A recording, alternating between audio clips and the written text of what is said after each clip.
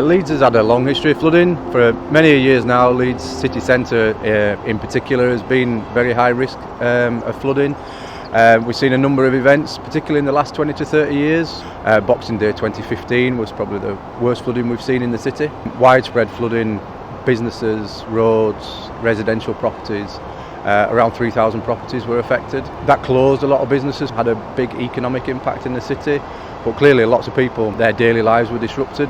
Sadly, we were victims of the Boxing Day floods of 2015. We were confident the wall would hold, but quite suddenly the water came over the top of the wall, and the bar was soon under, I think the water reached a height of 5 feet, and we lost all the beer in the cellar, obviously all the plumbing, the boiler, and not only was the pub filled with water, but it was the residue, a layer of mud and sewerage clean-up.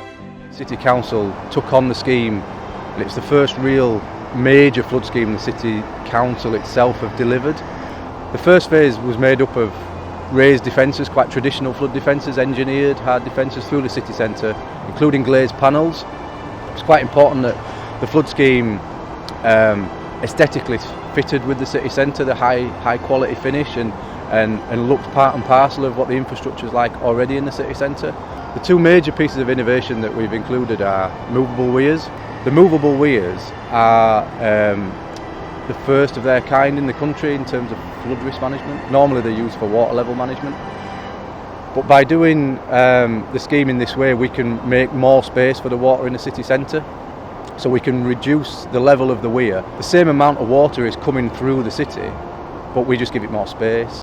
You know, we're so grateful that the work is taking place, and there's a real commitment from the council. They realise how serious it is and how damaging it is to our business. So the fact that they're being very proactive is more than encouraging. The real innovation in the second phase of the scheme is to look across the whole catchment, right up to the headwaters, and look at natural flood management measures.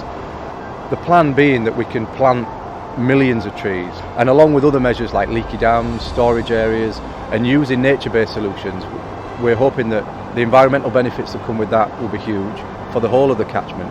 The added benefits that come in with working with nature and natural flood management means that we've got social benefits, environmental benefits, and obviously carbon capture as well. So a big driver for the planting scheme is that the carbon capture that tree planting can have has a huge benefit both for the city but obviously for the wider region as well.